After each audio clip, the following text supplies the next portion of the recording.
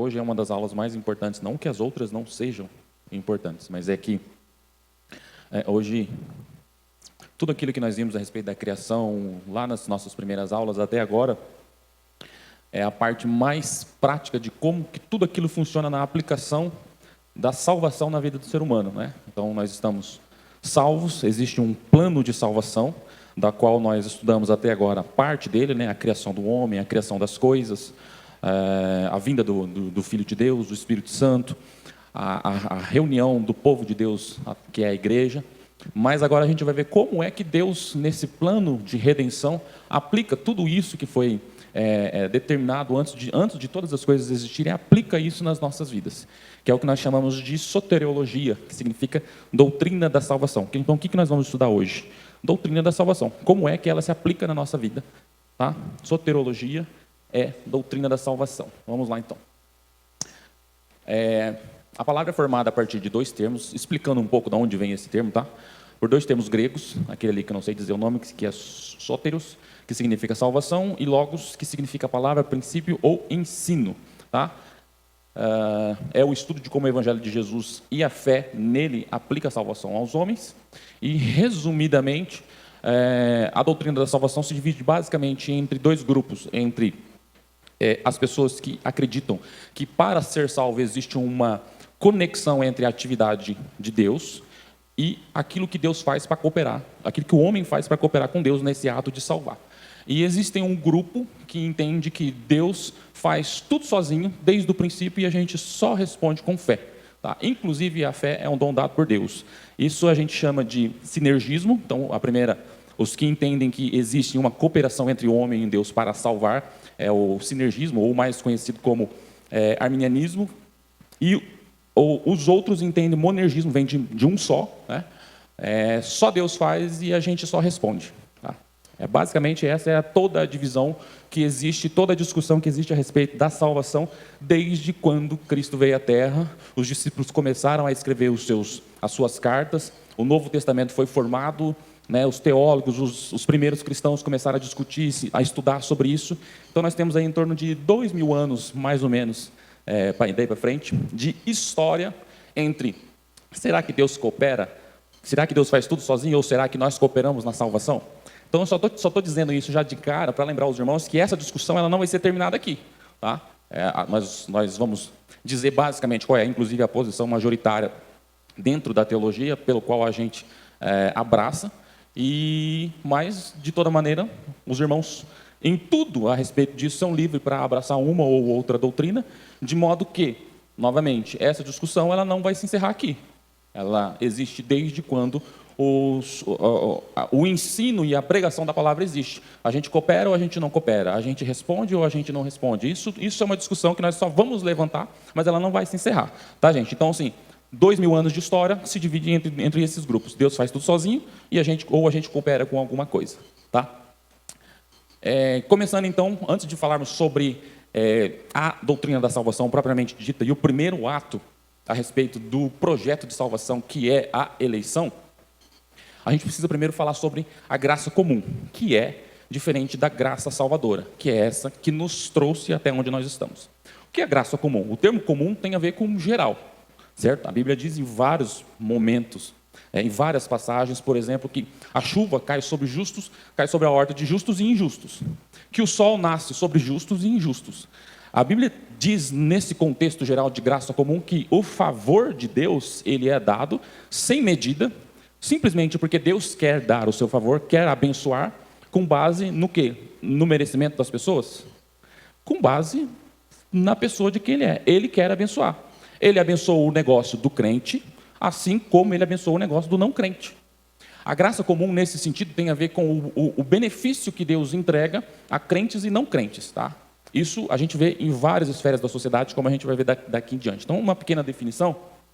Graça comum é a graça da parte de Deus, pela qual ele dá às pessoas bênçãos inumeráveis que não são parte da salvação. Comum aqui nesse sentido é o que não está restrito aos crentes. Ok? E assim, isso é muito fácil de verificar. Né? Aliás, inclusive, alguns textos bíblicos, alguns salmos de orações, falam, mas por que por que ele prospera e eu não? Por que eles são abençoados? Por que eles parecem que são mais abençoados do que nós?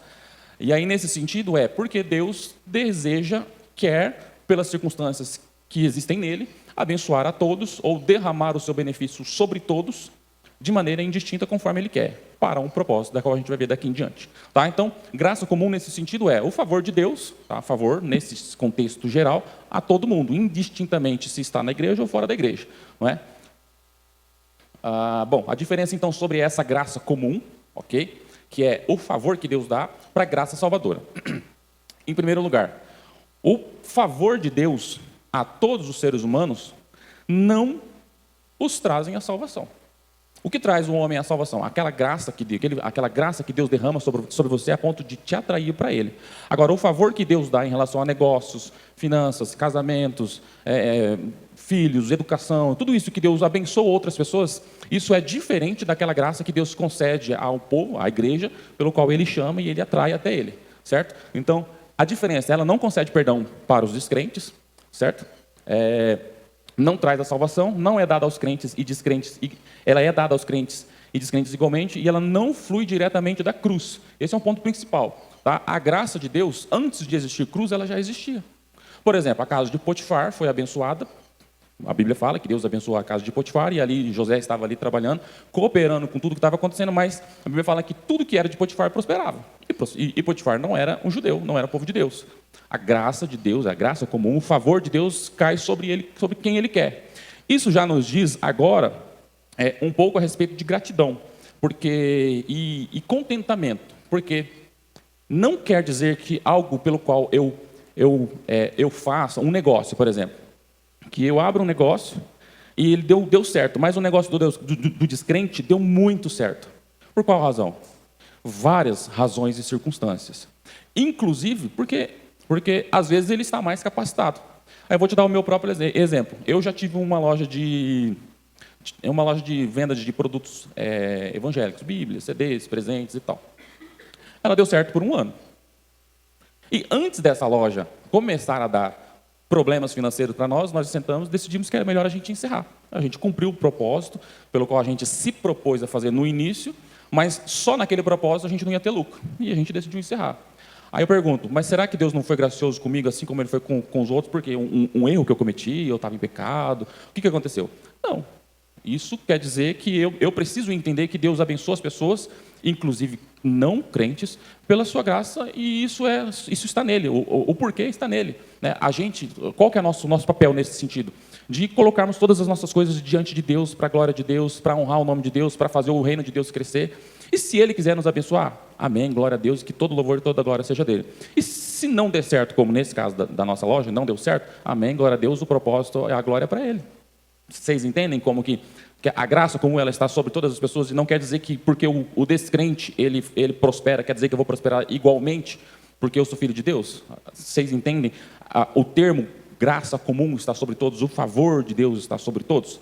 E a gente já vai entendendo um pouquinho mais conforme a gente vai andando aqui. Tá? E ela não flui diretamente da cruz, por quê? Porque a graça que flui da cruz é a graça que remove a culpa do pecado, te concede perdão. Essa graça que Deus dá e concede a todas as criaturas, ela não te salva. Por exemplo, o descrente que é muito abençoado no negócio, ele está salvo? Não. Ele está salvo se ele estiver debaixo da cruz. Se ele se entregou, confiou em Deus e veio até Jesus, e a partir dali ele começa a viver uma vida de devoção e de amor e gratidão a Deus. A partir do momento em que Jesus se torna o dono da vida dele, ele está salvo. Mas ele está muito mais próspero do que pessoas que estão dentro da igreja com seus negócios. Moral da história: a graça comum ela não flui da cruz, porque o que flui da cruz. Alguém traz uma água, por gentileza?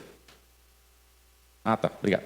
O que flui da cruz é a graça que salva. É essa pelo qual a gente se entrega, a gente se derrama e recebe o perdão dos nossos pecados pela expiação, o sacrifício vicário de Cristo. Então a graça salvadora ela está para todo mundo, assim como o ar. Certo? O ar é uma bênção de Deus? Só os crentes estão vivos? Pois é. E isso é fruto da graça comum. O ar é de Deus, o vento está aí, a natureza está tudo aí disposta para todo mundo, mas ela é de Deus e está a todos. Isso é graça comum, tá? Ela não conduz à salvação. Bom, Tá, a graça comum, ela refreia o pecado, mas, vou ler ali e a gente fala um pouquinho sobre isso. Ela refreia o pecado, mas não muda a disposição fundamental do homem quanto ao pecado e nem o purifica da sua natureza caída. As obras dos não crentes devido à graça comum não significam que há aprovação de Deus para a salvação e não são motivadas pelo amor de Deus. Então, o que eu quero dizer com graça comum? Que Deus concede as suas bênçãos às pessoas, mas a graça comum ela tem também como um propósito refrear a humanidade de cometer cada vez mais maldade. Então, Deus coloca a bondade dele no coração de outras pessoas que estão fora da igreja. Quantas pessoas vocês conhecem que estão fora da igreja, não conhecem a Cristo e são pessoas generosas, pessoas boas, pessoas que se importam com os próximos, não é verdade? Isso é parte do que Deus é e concede a crentes, tá? E concede também a não crentes. E por que ele concede essas coisas? Parte do que ele é como a imagem e semelhança, criaturas, a imagem e semelhança dele. Para que, de certa maneira, o mundo se torne um mundo bom, próspero, um ambiente agradável de se viver, inclusive para nós vivermos. Tá? Porque se isso fosse derramado só aos cristãos, gente, quantas pessoas fora de Jesus ainda existem? Se todas as pessoas que estão fora de Cristo fossem completamente más, o mundo seria um mundo muito pior. Mas porque Deus derrama a sua graça, a bondade dele, aquilo que ele é parte, ele compartilha com as pessoas, inclusive os não crentes, o mundo se torna melhor, inclusive por conta de pessoas que ajudam o mundo a ser melhor, que estão fora de Cristo. Né? Pessoas bondosas, generosas, pessoas amáveis, pessoas confiáveis, né? Pessoas fiéis e que não estão debaixo da cruz, dentro da igreja. Isso é o que nós chamamos de graça comum. Tá? Então ela também tem um propósito de refrear o mal, mas essa graça comum ela não muda a disposição para o homem em relação ao pecado. Bom, as obras dos não crentes devido à graça comum não significa aprovação de Deus, tá? Já falamos sobre isso, e elas não são motivadas pelo amor de Deus. Então, tudo o que a gente faz hoje, que nós fazemos, é porque nós amamos a Cristo. Inclusive coisas da qual, às vezes, a gente sabe que é um pouco pesada, mas a gente tem a responsabilidade de fazer. Por quê? Porque nós amamos a Cristo e a gente sabe o que precisa fazer. No seu trabalho, lá onde você exerce a sua profissão, né? Paulo fala assim, olha, trabalhem, exerçam as funções de vocês como quem trabalha para o Senhor. Então, está pesado lá no seu serviço? Você continua trabalhando com bom grado, gratidão, né? Entregando tudo a Deus. Por quê? Porque primeiro Paulo diz assim, ó, não olha para quem está do teu lado, para quem é teu chefe. Né? No âmbito horizontal, a gente faz isso. Mas ele vai além e fala assim, passa disso e pensa o seguinte, trabalha como quem trabalha para o Senhor. O teu chefe é Deus. E por isso a gente faz, porque a gente faz por amor a Deus. Tá? O que os homens fazem, a graça comum que está sobre as pessoas, elas são motivadas geralmente, às vezes, e vários motivos, mas citando um, por exemplo, porque as pessoas têm uma ambição, elas têm um desejo de crescer, não necessariamente porque elas amam a Deus. A pessoa que ama a Deus, ela fala assim, eu quero crescer, eu quero que a minha empresa dê muito certo, para que se ela der certo, o reino de Deus seja glorificado, eu tenha... por que você quer ser rico? Para, de alguma maneira, que eu possa ajudar os pobres, que eu possa, lógico, ter e usufruir do fruto do meu salário, mas que também eu não guarde no meu celeiro, que eu saiba compartilhar, dom de generosidade, né? Que ela recebe muito e ela compartilha muito. Né? O não crente, ele quer também prosperar. Né? Isso que eu falei agora é com base no amor a Deus. O não crente, ele também quer prosperar. E às vezes ele até tem esse sentimento, mas não é muito certo. O contexto de tudo é que o que ele faz geralmente é baseado na graça comum e às vezes ele quer crescer, porque ele quer ter um nome mais famoso do que o outro, quer que a empresa dele seja melhor do que a outra. Ele não faz as coisas com base, olhando para a glória de Deus. Ele faz as coisas porque a pessoa que abre uma empresa, ela quer crescer, e ela quer crescer. O crente que abre uma empresa, ele já começa, Senhor, faça-me próspero. Se o Senhor quiser, o Senhor me prospere. Se o Senhor não quiser, também o Senhor me prospere. Vou ser grato de todo jeito. Me dê sabedoria para conduzir, para andar. Então, tudo o que a gente faz é conduzido pelo amor e respeito e obediência à palavra de Deus. Né? O que as pessoas fazem também, às vezes, pode se parecer com isso, mas o propósito principal não é, a motivação principal não é o amor a Deus, não é a glória a Deus, não é a manifestação do poder de Deus através de um negócio, de uma atitude, de uma ação, de um projeto. Tá bom? Alguma dúvida até aqui sobre graça comum? Bom, e por que existe a graça comum? Para redimir os que serão salvos. Se Deus, lá no início, quando Adão e Eva pecou, já tivesse exterminado a terra, esse plano de redenção já não teria como acontecer. E aí, como aconteceu, por exemplo, com Potifar, que Deus queria, na verdade, o propósito de tudo ali, era levantar José, para que ele chegasse aonde ele chegou. E ali ele fosse boca de Deus, ali ele fosse mão de Deus naquela nação, ok? que aconteceu? Enquanto José estava na prisão, tudo funcionou. Aí ele foi para a casa de Potifar, funcionou. Aí depois, quando ele se tornou um abaixo do faraó, tudo funcionou muito bem.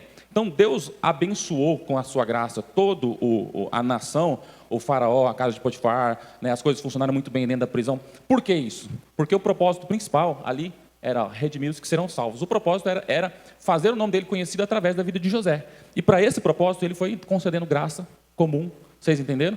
Por que existe graça comum? Para que nós que estamos sendo salvos e redimidos, de alguma maneira, possamos ser abençoados com coisas que crentes fazem e coisas que não crentes fazem, inclusive. E aí, demonstrar bondade e misericórdia, já falamos desse versículo, demonstrar a justiça de Deus, Deus fez conhecido pelas coisas criadas, e para demonstrar a glória de Deus. Gente, graça comum. Levanta a mão. Quem já chorou assistindo algum filme? Na boa.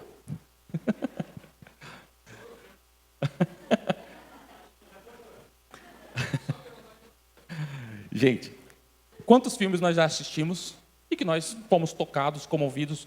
Um filme que teve uma história muito particular com a nossa, ou uma mensagem muito profunda que às vezes levou a gente a uma reflexão bastante necessária e às vezes até criou alguma mudança na nossa vida.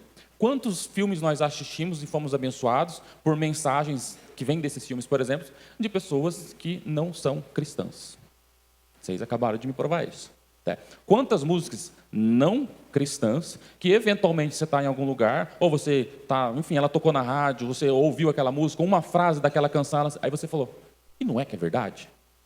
Que profundidade. Um poema que você leu, que foi escrito por alguém que não é crente, e você, nossa, meu Deus, né? Você falou comigo, que nunca tinha pensado dessa maneira. E ele foi escrito por alguém que não é cristão. Você chorou, derramou lágrimas, sentiu um sentimento de bondade, foi confrontado, pensou em mudar a sua vida, pensou em mudar uma atitude com base em um filme, em uma conversa, uma coisa feita por alguém que não é cristão, mas que falou com você. Aí, essa é a prova cabal do que é graça comum. Deus quer falar com você, ele vai falar de qualquer jeito. Ele vai falar com crente, numa conversa, na palavra, numa música, num filme, numa pregação, num estudo, qualquer coisa aleatória que Deus quiser te falar com você, ele vai falar, ele vai usar o que quiser usar. Por quê? Porque no final das contas, ele usa, nesse exemplo de Potifar, por exemplo, ele usou a prosperidade de Potifar para elevar o nome de José e dizer, esse cara é um bom administrador, a ponto de, quando chegou lá, ele já sabia o que fazer. Entende o que é graça comum? Deus está derramando a sua bênção, a sua bondade indistintamente para que o mundo onde nós, que somos os chamados, possa ser um mundo melhor. Que a gente tenha condições de exercer o nosso ministério a ponto de chamar, de sermos usados para que os eleitos venham até Deus. Por isso que Deus faz do mundo um mundo melhor, distribuindo a sua bondade para nós, cristãos, e para aqueles que não são cristãos, de modo com que aquilo que eles fazem, inclusive, abençoa nós. Tá? Isso é graça comum. E aí, no finalzinho, a gente vai entender por que a gente começou falando sobre doutrina da salvação com a graça comum, antes de entrar na eleição propriamente dita. Bom, a nossa resposta, então. Graça comum não significa que quem recebe será salvo. Devemos ser cuidadosos em não rejeitar as coisas boas que os descrentes fazem, considerando-os totalmente más, como, por exemplo, os filmes, agora eu disse. A gente é muito rápido em excluir uma mensagem ou uma canção, só estou te dando um exemplo, tá? A gente é muito rápido em excluir uma mensagem de uma canção que veio de alguém sabidamente, que a gente sabe que não é crente, mas ao ponto que, por um outro lado, a gente recebe muito facilmente aquilo que se denomina como gospel. E o pastor falou aqui, acho que foi na quinta-feira, por exemplo, e aí todo mundo sabe dessa música, a música vingativa, né? Né, quem te viu passar na prova e não te ajudou. Olha o sentimento de vingança. Mas porque é uma música gospel, a gente recebe sem impor limites algum. Então, o que a graça comum ensina para a gente? Que a gente precisa ser um pouco mais cuidadoso em relação a considerar uma coisa só porque é crente e desconsiderar uma outra só porque ela é feita ou ela é oriunda de algo que não é de um cristão. Tá? A doutrina da graça, então, deveria estimular a gratidão muito maior a Deus, como nós estamos falando, e deveria demonstrar muito mais a atitude nossa em glorificar a Deus. Por quê? Porque se todas essas coisas de fato acontecem, se Deus usa inclusive uma mula para falar com um crente, Deus usa o meio que Ele quiser para nos comunicar uma verdade, isso só pode redundar no nosso coração, primeiro, glória a Deus, segundo, uma atitude nossa, gratidão. Porque se Deus Ele quer falar comigo, Ele não impôs limite à comunidade de Portas Abertas. Se eu estiver no Pará, se eu estiver no Rio Grande do Sul, se eu estiver fora do Brasil, se eu estiver no meu trabalho, aonde quer que eu esteja, e Deus quer se comunicar comigo, numa canção na rádio, qualquer coisa, Ele vai te falar. Essa é a conexão da graça comum. A gente precisa estar com o coração sempre grato e conectado, porque Deus vai falar com aqueles que têm os ouvidos abertos e os olhos abertos e os ouvidos sensíveis. Deus fala como quer. Cabe a nós estarmos sensíveis à voz e à direção de Deus, inclusive por um panfleto que vem andando na rua e de repente ele para na nossa frente. Poderia ser só um panfleto, mas diante de uma circunstância talvez em qual a gente esteja inserido, a gente entende que não é só um panfleto. Vou te dar só um testemunho pequeno a respeito disso, para a gente seguir. Uma vez, quando eu morava lá para a região da Guaicurus, tinha aberto esses que a gente conhece como monte, né? Um monte de oração. E aí, naquele momento, naquela época, eu fiz um propósito de ir orar todos os dias lá naquele monte antes de ir para o meu trabalho. E eu acho que já estava um mês, uns 35 dias, alguma coisa assim, já estava um tempinho longo. E eu estava cansado, porque tinha que acordar muito cedo e tal, e as coisas acontecendo assim. E um dia eu estava sozinho, eu com uns 2 ou 3 amigos. Naquele dia eu estava sozinho, estava meio escuro, estava meio frio, eu estava com uma jaqueta preta. E eu preto, eu vou te explicar por quê do preto. E eu estava sozinho ali e eu comecei a orar. Deus, mas está adiantando tudo isso? Eu quero me conectar mais ao Senhor, eu quero estar mais próximo, quero estar mais perto. Sinto que está tão longe, tá? Não sinto assim, sabe? Assim, me diz alguma coisa para eu prosseguir, para eu continuar nesse propósito. Fala comigo. Nesse exato momento, eu abri os meus olhos, estava de joelho assim, e aí aqui, bem aqui assim, caiu uma pontinha de uma folhinha, uma flor pequenininha assim, ó, branca, caiu aqui e ela veio devagarzinho assim, ó, e parou aqui, bem na hora que eu abri os olhos. Poderia ser qualquer coisa, pode ser que seja qualquer coisa, mas no contexto a qual eu estava inserido, eu olhei aquilo, ao invés de soprar ou fazer qualquer coisa para ela sair do meu braço, eu olhei aquilo, olhei ao redor, liguei a lanterna do meu celular e procurei uma planta igual àquela.